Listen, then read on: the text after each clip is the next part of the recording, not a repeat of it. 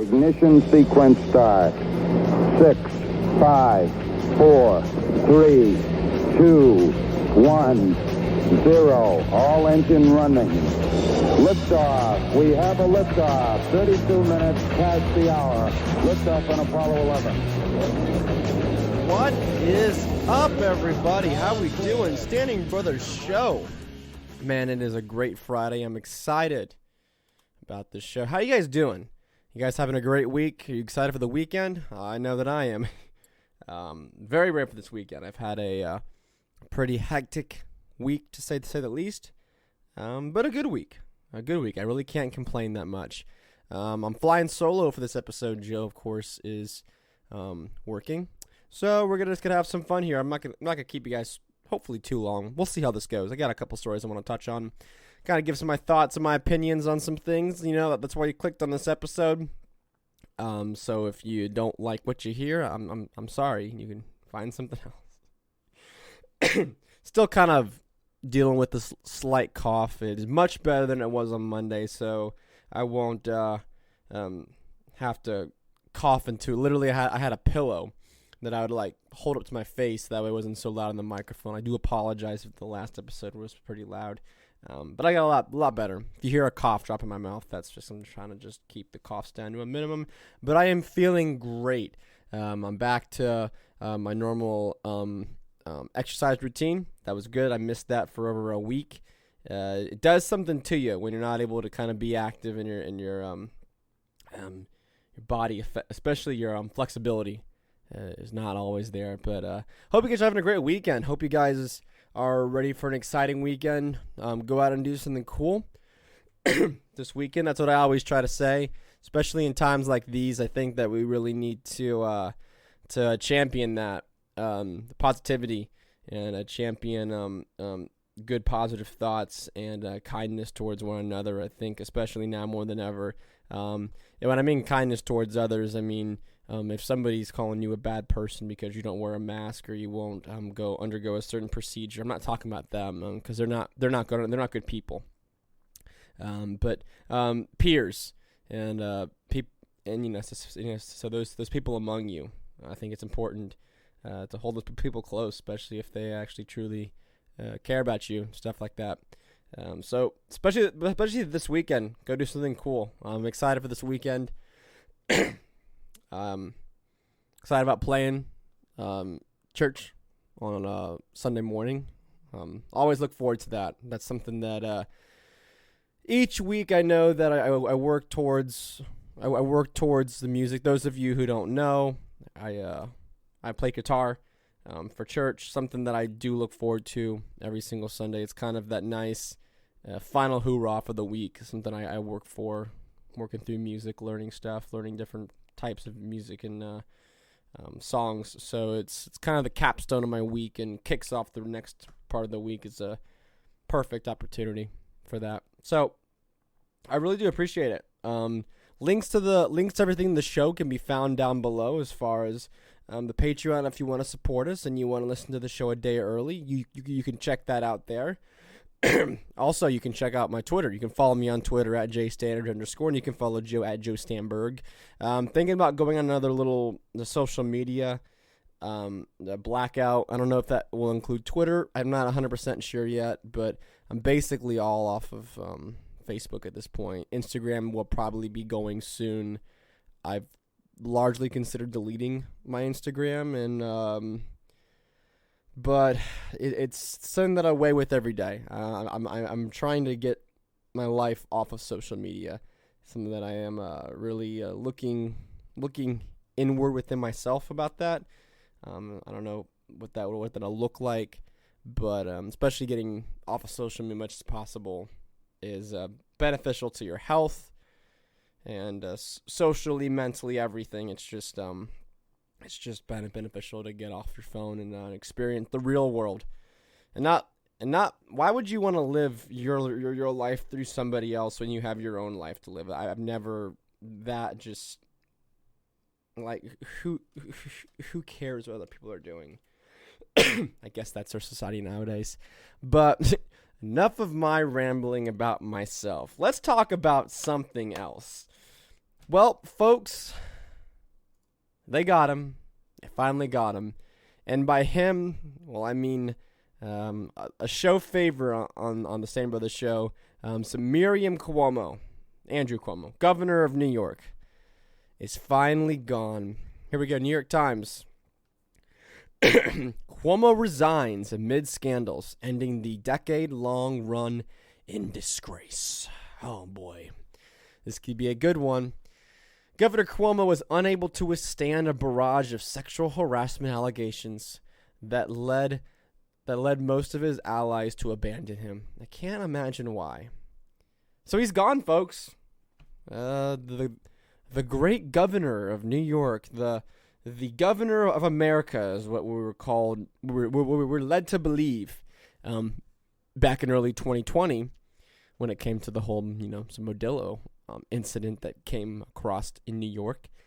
But he's gone. Wow. I'm not gonna lie. I didn't think that he would actually go out on a sexual harassment scandal. Because I thought that, honestly, he was going to find some way to weasel out of this. I thought that he was going to find some way to get out of it and sweep it all under the rug, just like how Joe Biden kind of did with Tara Reid. But I guess not. I guess he's going to step down, and this was written on the 10th. So, for 2 weeks, he's gone. And then the lieutenant governor will take over after that, being the first woman to occupy the New York top office. It says here, Mr. Cuomo's dramatic fall was shocking in its velocity and vertical drop. A year ago, the governor was hailed as a national hero for his leadership amid the coronavirus pandemic. Leadership is in sending sick patients with coronavirus to nursing homes? You mean that leadership? Because, yeah, sure, like, that's leadership. In the same way that, Mussolini had good leadership and Fidel Castro was a good leader. He had steady leadership. And maybe they were both considered national heroes for a time. That doesn't exactly mean it was good. No.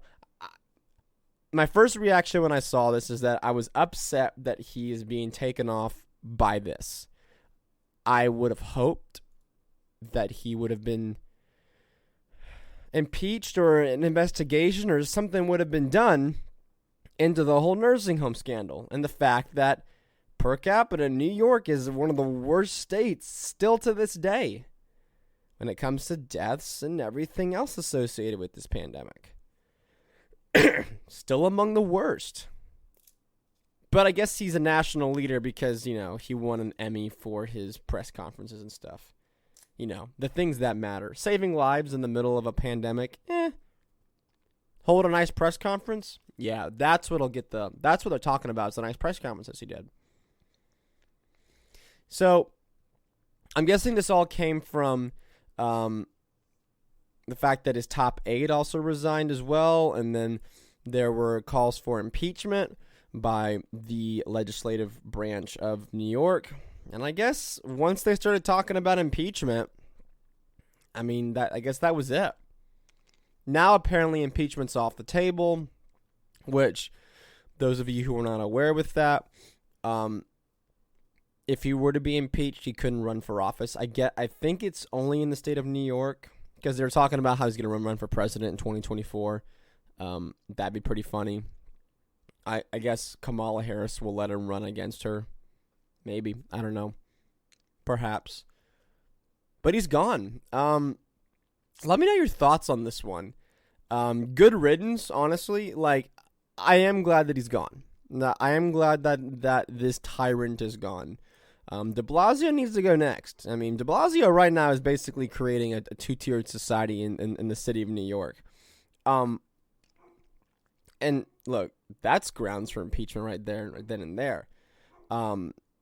Basically by fiat, by the stroke of this man's pen, And by the words that come out of his mouth, he's going to dictate what you can and cannot do based solely upon whether or not you've undergone a medical procedure, which we're going to talk about later on in this program. I know you can't listen to a Stan Blair show without hearing about the pandemic, but I got a lot of good things I want to talk about when it comes to that. Especially, I got a whole thing about Joy Reid saying a lot of crap about this thing, and, you know, her being contradictory to herself. I know that's crazy. That never would have happened. But we're going to get into all that. Cuomo's gone. I still kind of shocked me because I never saw it coming. I'll link the article down below. Again, if it's blocked because you guys don't subscribe to the New York Times, which if you don't, congratulations. I don't mean that's like sarcastically. I mean, good job. I just do it because I get it incredibly cheap and I can read articles for the show. That's about why I do it. Look, I go through the pain of reading the New York Times just to bring you guys whatever horrible things that they're writing. I really wish I guess now that he's gone, will there be an investigation into the whole nursing home scandal? I don't think there will be. I think that whole scandal dies with him leaving office. Because now who cares, right? He's gone. He's gonna have this $1 million parachute or whatever of money that he has. So I mean, he'll be okay. But I guess now that we'll never find the truth about what happened in the New York State nursing homes, other than the fact that he was hailed as a great leader with the most per capita deaths in the United States because he's such a great leader. Awesome, great leader. And okay, scratch that. New Jersey has more deaths per 100,000. I will take that back, but New York is second. So that's not to say that New Jersey's any better with their governor. It's not Ron Johnson. It's Phil Murphy. That guy's slimy as well. You know, even right now, as we hear this second whatever this Delta wave, I don't know what to even call this thing, because of the names just keep changing as it is, which in all seriousness is actually rising quite a bit. Something to look at. I'm still looking for that 2-month sort of rise and peak. That's what we've seen in all these other countries. The UK had about a 2-month rise and then dropped. They had a 2-month rise and that's when it peaked out. And then same thing with India. Every place that's gotten hit with this thing has had a 2-month rise, peaked out, and then it fell just as fast as it went up. So be on the lookout for that. I know the rise started right in July. Beginning of July, so we are right now about 6 weeks into it.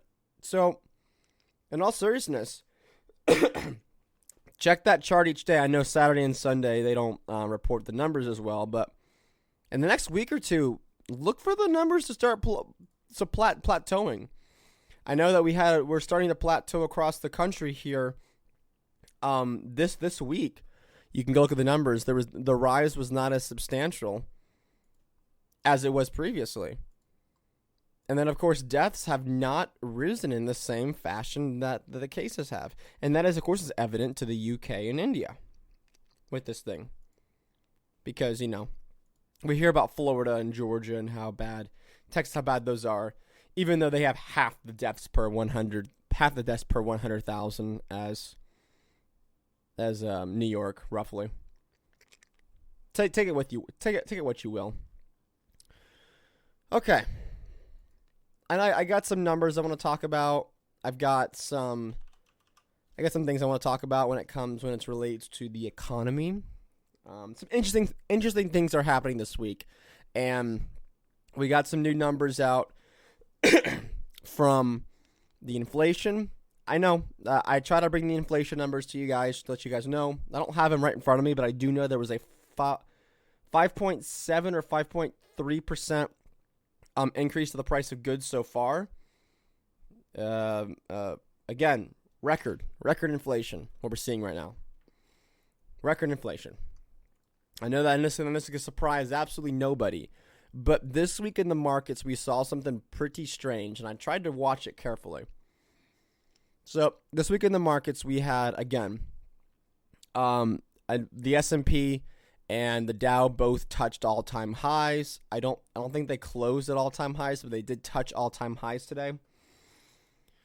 And again, if you have all this inflation, naturally we're going to see stuff like this happening. We kind of wrapped up earnings week a little bit. And one of the big companies, which I did sell based on their new procedure policy, which I'm going to talk about in a second, was Disney. In an economy where we're supposed to have all of this shortage of labor and this economic downfall where people, this eviction crisis, which Joe talked about, all these bad things are going on. But apparently people have all this extra money to go to Disney World. Disney stock jumped over 1% today after the company posted a $918 million profit for its fiscal third quarter, compared with a loss of $4.72 billion at the same time last year. Now, some of this can be attributed to good management from the Disney Corporation. No doubt about it. I know that people are indoors and they're watching a lot of Disney Plus. Disney Plus is exploding. But when it is the most expensive time to ever go to Disney, and arguably as somebody who's unashamed fanatic of the theme parks, you can write letters about that. I don't care. That's who I am. Record high prices for everything at Disney World right now.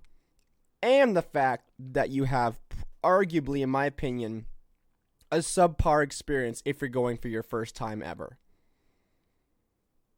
Something's not adding up. People have a lot of money lying around. Is it because it was saved up from the pandemic before, or is it the fact that there's been so much money ejected into the economy through inflation that Disney sees these extremely high profits? Remember, this time last year they lost $4.7 billion. They made almost $1 billion in profit. Destroyed all of Wall Street's expectations for this quarter. I bring up Disney because Disney was the one company and the one stock that got absolutely clobbered last year. Destroyed. Why? It's a travel stock. It's a travel company. They have theme parks and they have cruises. And yes, they have entertainment as well. Primarily movies, which I've been going to the movies basically whenever our theaters open. They opened up excuse me. They opened up late last year, closed over the holidays, then opened up again right around May or so. So whenever the theaters are open, I'm usually there because I have the unlimited pass. I love going to the movies. But the last couple times I've gone, and I've gone to see some pretty big films. I went and saw Suicide Squad. I went and saw a bunch of other films. There's nobody there. Now, yes, I live in a smaller town. That's a very, very small sect of the population that goes to this small theater that I'm at. But typically, pre-pandemic, a Friday and Saturday night, packed. Especially for a film like Suicide Squad, packed. No one's there. No one's going to the movies right now. That is a big chunk of Disney's business, and they jumped it at the park, killed it. I don't know where they're making this money. Jungle Cruise just came out, and some other films that just came out as well. Black Widow just came out for them, which are having their own issues with that right now. I went and saw Black Widow. No one in the theaters. It was dead. I think it was me and like 3 other people on a Saturday night. Saturday night. I don't know how they're doing this right now. People that a company that should be getting destroyed right now is somehow making money because people have all this extra money and they're ejecting it into the economy. Tyson just said that they are weeks behind the meat manufacturer, weeks behind on all their orders, all their deliveries, weeks behind. Got to raise prices across the board. Can't get the people to come in. Can't get the staff to fill these orders. The demand is not slowing down for all this stuff. Right? I'm told on one hand, this economy is coming back. It's thriving. And on the other hand, I'm told that there's so many people out there that need this extra stimulus, that need it.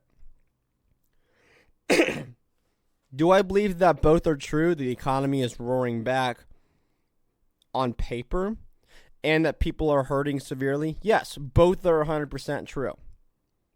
But they cannot ignore the fact that they just injected trillions of dollars into the economy through direct payments of printed money that was not earned, that had no profitability behind it, that had no production of a good or service behind it. That is inflation. Whenever a company cannot produce product fast enough and they have to raise prices, and it's not a concern of like a supply chain issue, or it's not a concern of that, it's because they just can't make the things fast enough. That's an inflation issue, which we're seeing again. In an economic situation right now, where you have fears of this virus getting out of control again. That's all I see when I watch the news. Is all about just the fear of this thing getting out of control again. Are we going to see a March 2020 style lockdown again over the winter? Is that going to happen? Is your jab even working? A lot of evidence is showing that it's not right now. A lot of evidence is showing that.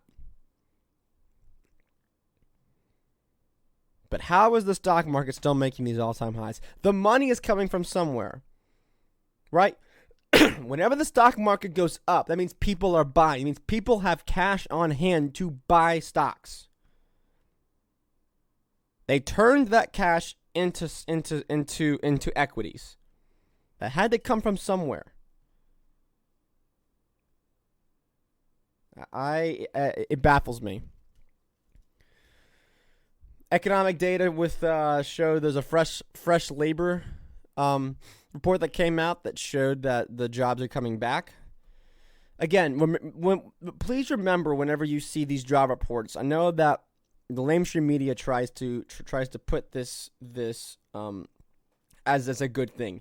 They will count a loss of a jobless claim if someone goes back to work in an industry where they were previously shut down. So, like, case in point, if, again, Walt Disney World, whenever they had to fire some tens of thousands of employees in their parks division and their cruise division because, of course, of the pandemic, if they rehire people, that's considered a job regained, even though it was completely eliminated before. So to just keep that in mind, that whenever they say, oh, we created all these new jobs because of this economic policy. Really? Because you allowed Disney to now do business because they're a private company and they can do whatever the heck they want? Because you've now gotten off their neck and said that, yes, you can open up your theme park on your own private property. That's now considered a success on your part? Give me a break. Honestly, give me a break. Something interesting we saw this week. with the economic numbers that came out. Excuse me. All of the vaccine stocks this week were soaring. Especially like Moderna's. I think I have Moderna's numbers right here for you. Maybe I don't have Moderna's numbers on here. Hold on a second. Nope, I don't. So, actually, yes, I do. Hold on a second. So, Moderna, Moderna climbed 1.6%. I believe this is of today, or no, yesterday, sorry. Moderna climbed 1.6% after a beat on earnings. BioNTech, which has also worked with Pfizer to make their vaccine, boosted 4.1%. And then Novavax, which I believe has a vaccine coming out, or they're working on one, boosted 5.5%. So we have these vaccine manufacturers on earnings, but also on that the vaccines, and because that there is a giant need for them right now, that we're going to see an increase in sales because people are going to go out and get vaccinated because of the success of it. Because it actually works. So they're betting on this thing beating Delta. Is what we're seeing in the market right now. And then as well, this is a tweet from Zero Hedge. At the same time, energy stocks got absolutely clobbered this week. Clobbered. Go look at the XLE. I think is the energy index. Clobbered this week. And it got clobbered because it fears that Delta will run out of control. So we have one half of the market betting on that these vaccines are going to defeat this Delta, and we're all going to go all back to normal. As long as everybody gets vaccinated, it'll all go back to normal. And then we have half the market and people who own oil stocks, which again is travel. That's Disney. That's Delta Airlines. That's cruises. That's automobile companies. Those are all involved in the energy sector. All of those are involved in travel. You need fossil fuels. You need oil to go places, to travel.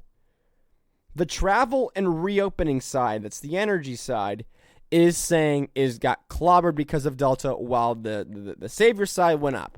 Look, I hate to be the bearer of bad news here, but someone's going to be disappointed here.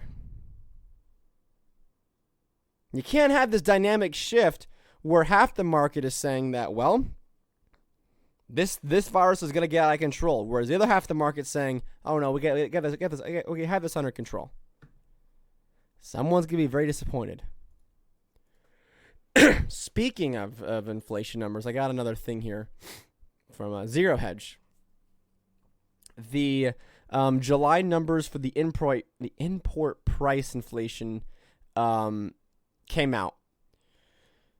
And the export prices inflation also number came out as well. And of course, we're at record highs.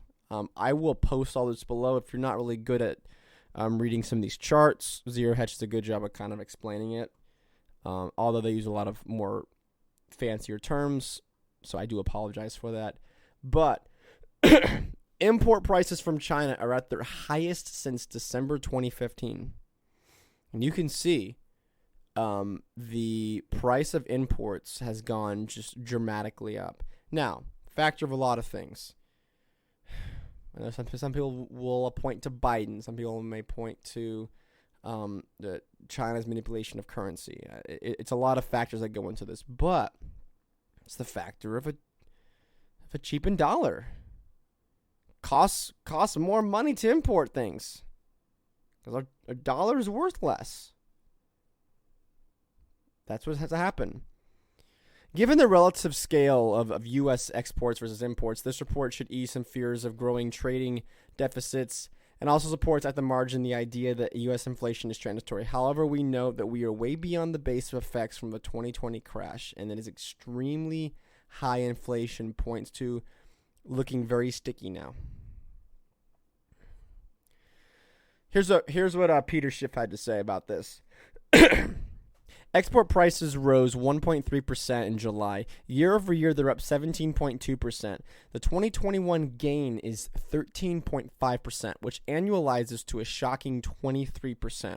It is likely the prices of goods we do not export rose by a similar percentage.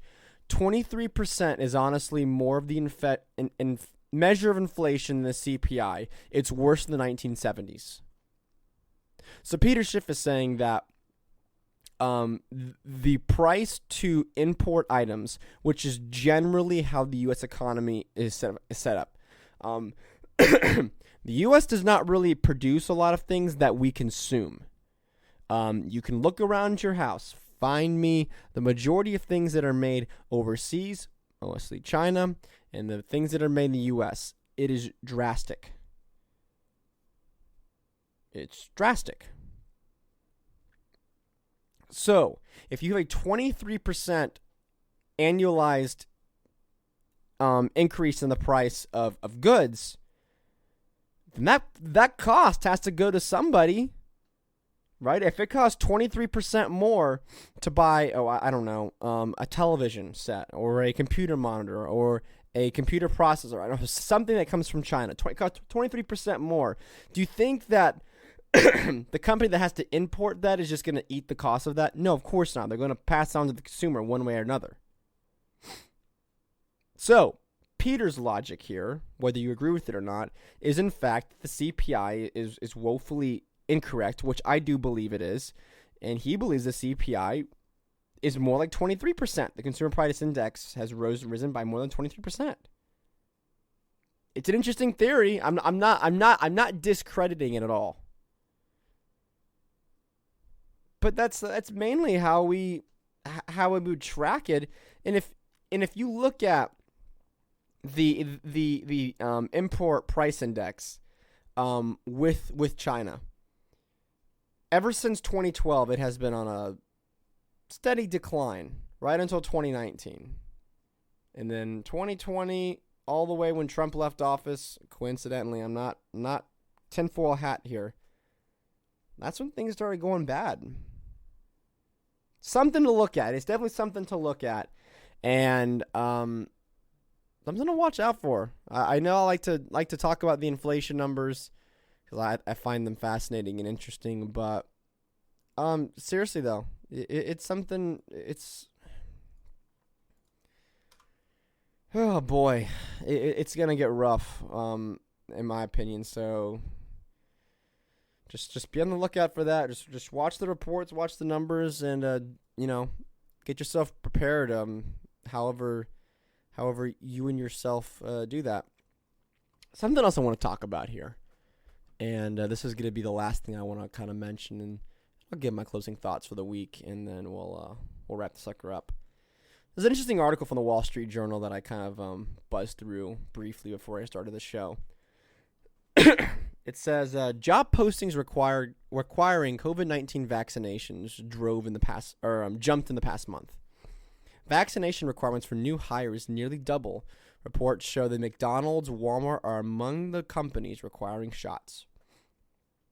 So remember whenever we talked about the vaccine passport, which again I'm not ruling out. I'm not saying that's not a reality facing us. I just think that it's less so than originally was, just mainly because I think some people have been vaccinated already, and I think that the world is already opened up enough where you can still go and freely do things. And unless you're living in a city like New York has already issued some type of passport, and then San Francisco announced the same thing as well. So you have these two tightly knit, pretty condensed cities.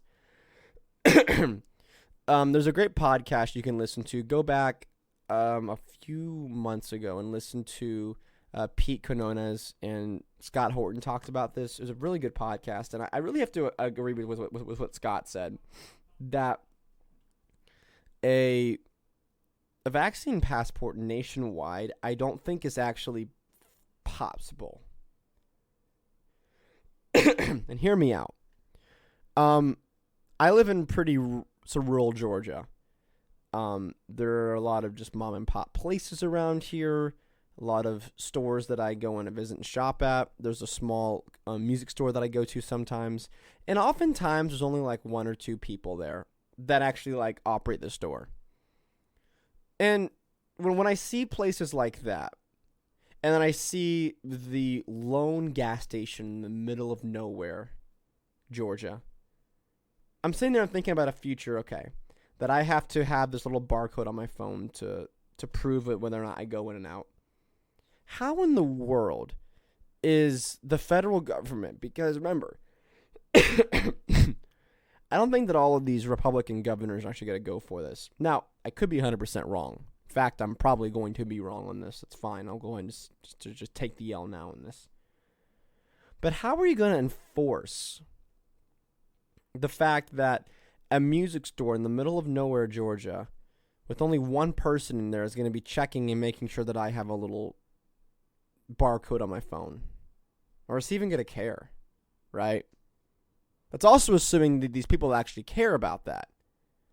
Because I'm contrary to the mainstream media right now, I have not met a single person yet, whether it's out in the public or people that I know privately, who will say, I'm not going to associate with you, Jacob, or I'm not going to associate with somebody who does not have this medical procedure. I haven't met anybody yet. I know there's actresses, like I think that Jennifer Aniston came out and said that she's weeding people out based on their status. And honestly, if that's what it takes to end a relationship with somebody, whether it be friendship or something else like that, if that is your premise for ending ties with somebody, then you probably didn't care about that person in the first place. I'm just going to throw that out there. I've said this when it comes to political divides, that if you're willing to disassociate with people based on the fact that they have undergone a medical procedure, which, again, if the thing works and you have it, then you're protected. It doesn't matter who's around you. I give this analogy to everybody I talk about who maybe kind of lean towards maybe everybody should go out and take this. I say, okay, if you go into a movie theater and 70% of people have it and then 30% don't, what do the 70% have to worry about if this thing works the way they say it works and the way that I'm not allowed to question it? YouTube, if this episode goes on YouTube, I'm not questioning the efficacy of this. I'm just saying, I'm just pointing out a very big argument flaw here. I'm not questioning the safety and the effectiveness of this. I'm not doing that. So, moderator on Spotify and YouTube, I'm not questioning it. Don't give me that third strike on my YouTube account. I swear that YouTube account's gonna be gone before I can ever do anything with it. But your arguments don't line up. The same thing with a job. Like, if I work, like, where I work right now, I work in tight spaces, okay? As far as I'm concerned, all the restrictions and the guidelines and everything are kind of ignored. We don't really care about that kind of stuff. We may pretend to care, but we really don't care. If I was worried about getting sick and I had that fear and I have undergone the procedure, then I'm protected. So if somebody has it, they can't give it to me because I'm protected. I have an immune response to it, right? That's your argument. So I still to this day don't understand.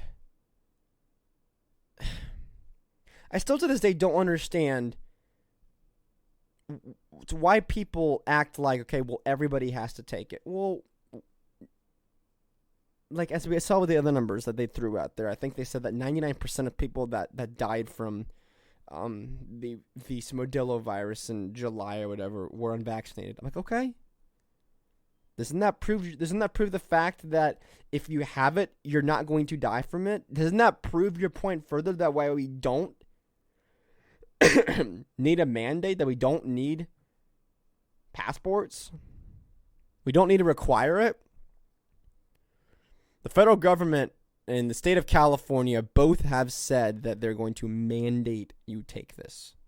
Doesn't matter. McDonald's and Walt Disney, which is the reason why I sold my Walt Disney shares. I sold them Monday morning, actually, when they announced this. They announced over the weekend, Monday morning, bell opened, sold them. I'm serious. I said this in the past when it came to the vaccine passports. I'm extending this now to requiring this vaccination. And yes, I'm singling this one out. Just because of the fact that it has not been. Just because necessarily I don't think. I know that a lot of companies do mandate that you undergo certain medical procedures to work at them. And I understand that. I'm not talking about that. I'm talking about this one in particular because of the implications that's being used behind it. You cannot sit there and say that requiring this vaccine is anywhere in a different context to requiring a polio. Right? Because no one used the polio vaccine to create a two-tiered society in cities in this country. Nobody used that vaccine for that. If you didn't have the polio jab, you couldn't go to your local deli or to a movie theater. That didn't happen. But right now with this Modelo jab, that's what's happening. So no, you cannot sit there and say, oh, well, your school has required polio for 50 decades and blah, blah, blah, blah, blah. No. There is a difference between these two. And I'm not talking about the efficacy or the safety. I'm not talking about that. I'm talking about the context socially and through the use of force by the government that we're seeing right now. We're having talks about if you have not undergone this procedure, you can't go on a cruise. Norwegian Cruise Lines was on Mad Money 2 days ago. I watched it. The CEO said, no jab, no ride. Or no sailing for you. Well, are you going to apply that to the polio? Because, that's pretty dangerous too, dude. Just to be careful, just be safe. No, he's not asking for that. The context is different between this one, and even people up there who will say that I'm wrong about the passports and everything else. You can't sit there and deny that. There's a difference between these two. The context is different. The cultural sentiment is different. Nobody excommunicated people because they didn't vaccinate their kids against polio. Right? Because most of the time, you never knew. It wasn't any of your dang business. Back when things were private. You had no idea if your kid didn't get the chicken pox or whatever. Just insert any sort of shot that we give kids when they're young. And I'm not really an anti-vaxxer. I don't like the implications of what's going on right now. I've long said, if you want to go take it, go for it. I couldn't care. I don't care. If you take it and post a selfie, that's extremely cringy. But I don't care. I don't think that this. There's a big misconception with I think me and Joe's position that we think that this thing is gonna kill you or you're gonna start growing scales or whatever. That was all me being hyperbolic. Clearly, if I said in the past that you're going to grow a little baby head out of your neck or something, I was being hyperbolic. I didn't actually think that was going to happen. I do sometimes wonder what the long-term effects of something like this, just because we don't know. Just as, if I were to catch the Modelo virus, would I have long-term effects? I don't know. Maybe. We don't know. That's a very okay position to have on all this.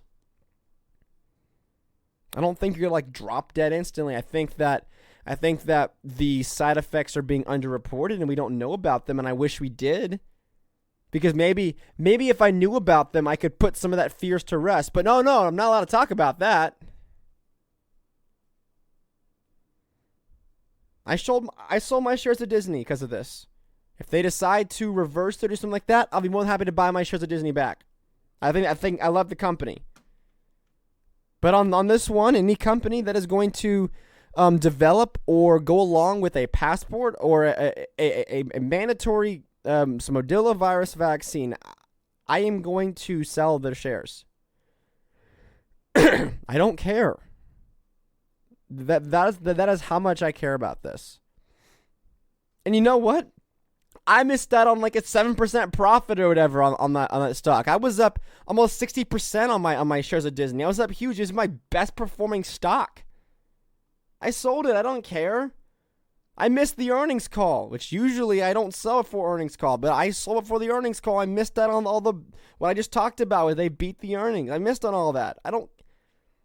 It's not worth to me that extra couple bucks. It's not worth to me that much. Because that's what we're dealing with. Okay. I do have one final funny story that I kind of want to... Oh, man. I think this is pretty funny. I really do. And this goes back to... Man, some days I kind of miss Trump in office. Not that I was a fan of Trump. I wasn't. I'm no cheerleader of him, no fan of him. But, he made things fun. He made things interesting. He made opening up Twitter so much fun because you're like, if you couldn't sleep and it was, 3 o'clock in the morning or whatever, you open up Twitter and be like, okay, well, who's he tweeting at now? And you're like, this man exists. And of course, he made a mockery of the whole federal government and stuff, which I think is just A+, Donald. A+, best president of my lifetime. I have no fault saying that. It's not exactly saying much, but, I got an article here from Zero Hedge again.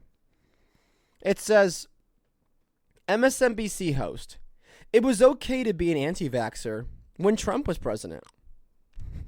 Because of course it was.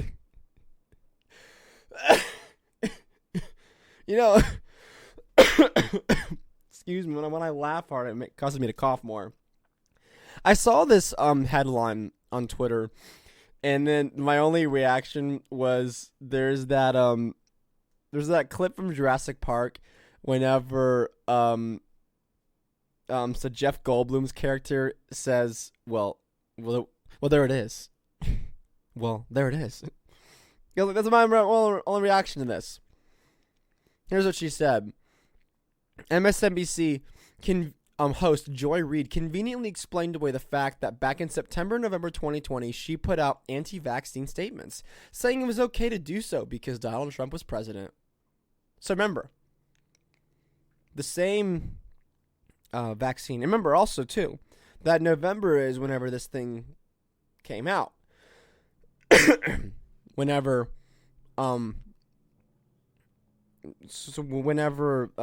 Pfizer announced they actually had a working vaccine, conveniently after they called the election for Biden. Thought that was kind of interesting too. Also, the CEO of the company bought a bunch more of his stock, and that's kind of shady. But here's what she had to say. I have taken a lot of heat for saying back in September that if Donald Trump remained president, I wouldn't trust anything that was coming out of terms of vaccines that he was offering. And it was difficult to trust the CDC at the time after he had warped it so thoroughly. And that, even if he wasn't president, it was going to be difficult to restore any kind of trust. Interesting. Whenever people, I have two things I want to say about this. She has some more comments that she has to say. And also, I'll link this to this video. I'll link the article below and has a video you can watch. I do find it interesting, though, because Kamala Harris kind of said the same thing. She said that if Trump says the vaccine's okay, I'm not going to trust him. But if Dr. Fauci says it's okay, then I will take it. I use this joke a lot to make people laugh, but it's true. Does Joy Reid think that, Trump was back there in, a lab coat mixing a bunch of different things together to make this thing? Okay, I'll add some of the blue liquid. Okay, very nice. I'm going to add some Trump DNA. I'll add some of my hair. It's so beautiful, so wonderful. I'll mix some of the green stuff. Smells great. Put it on some heat. Gonna microwave for 10 seconds and pull it out, and there you go. Get the COVID vaccine. Does she think that's actually what happened? Like, you understand that as far as the manufacturing and science behind these things, Trump probably had, 0% involvement. He was just more of the, hey, how much money do you need? And what resources do you need from us to make this happen? That's kind of Trump's whole thing. And also, if it's okay to question the safety of the vaccine or the effectiveness or whatever reason she had to question it and question the CDC, would she allow that same liberty to Trump supporters now who are saying that, hey, I don't trust Biden, I don't trust this woman in charge of the CDC, I'm not going to take this? Will she lend that to them? Of course not. Or will she lend it to libertarians who say, I don't trust anybody in that office, I don't trust CDC at all? Will she lend that to the libertarians who are completely against Biden and Trump? No, of course not. I understand this kind of falls into the, oh, well, it's okay whenever we do it, or imagine if we did that. But it's a clear double standard. And yes, I know these people don't care about double standards. I understand that. Here's what she had to say. She had to say, will anyone at all, even fully trust the CDC again? And who on God's earth will trust the approval of a vaccine by the FDA? How do we get a vaccine distributed after this broken Trumpist nonsense has infected everything, even if Biden wins, ? Frankly, the fact that the Pfizer is not a part of Operation Warp Speed and took no part of Trump's government funding makes me feel better about their vaccine. Just speaking for myself, I won't go anywhere near anything that has Trump politicized behind it. She said on her broadcast, I said that because in my mind, a psychopath was president. There's been a lot of those, sweetheart. And if a psychopath is telling you this vaccine, which is really good for my re-election, is something you should take, there's a good reason I should not trust that. Look, in all honesty and a lot of good wisdom, I can agree with that just to a certain point. I can understand that train of logic. But you can't sit there and not allow the same credence to somebody else.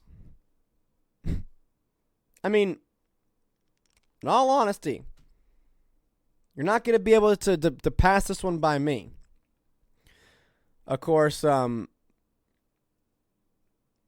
Greenwald had this to say, who I love.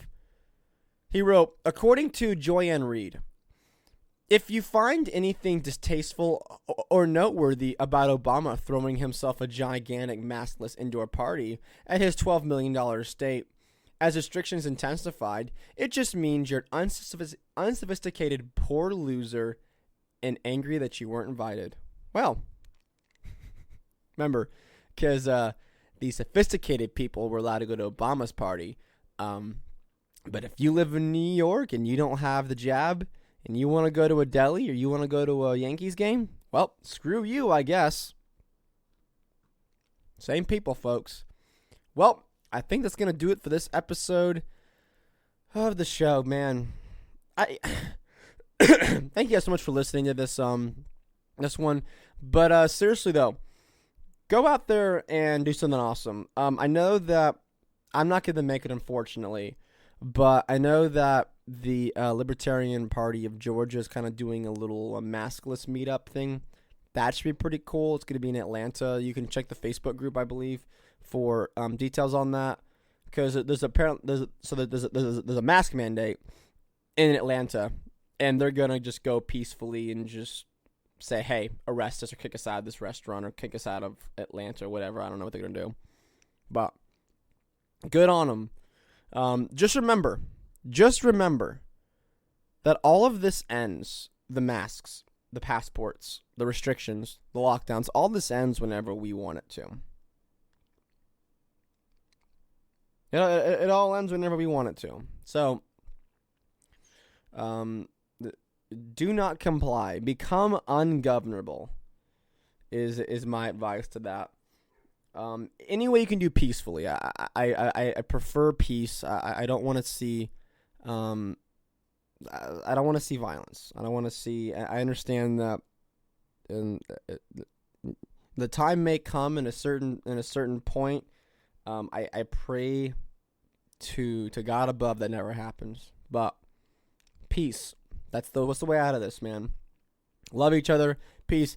Go do something awesome this weekend. Seriously, go see a movie. Go see a friend. Go to a baseball game. I'm going to a soccer game on Sunday, and I'm going to the movies tomorrow. So I got a booked weekend, so it's gonna be awesome.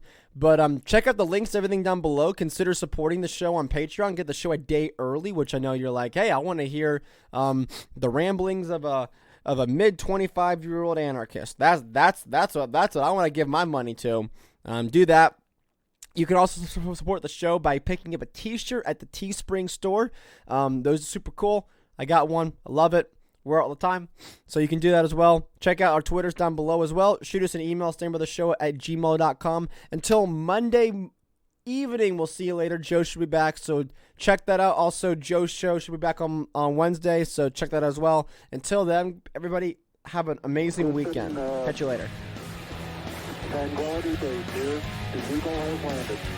Roger, plane. Tranquility, we copy you on the ground. You got a bunch of guys about to turn blue. We're breathing again. Thanks a lot.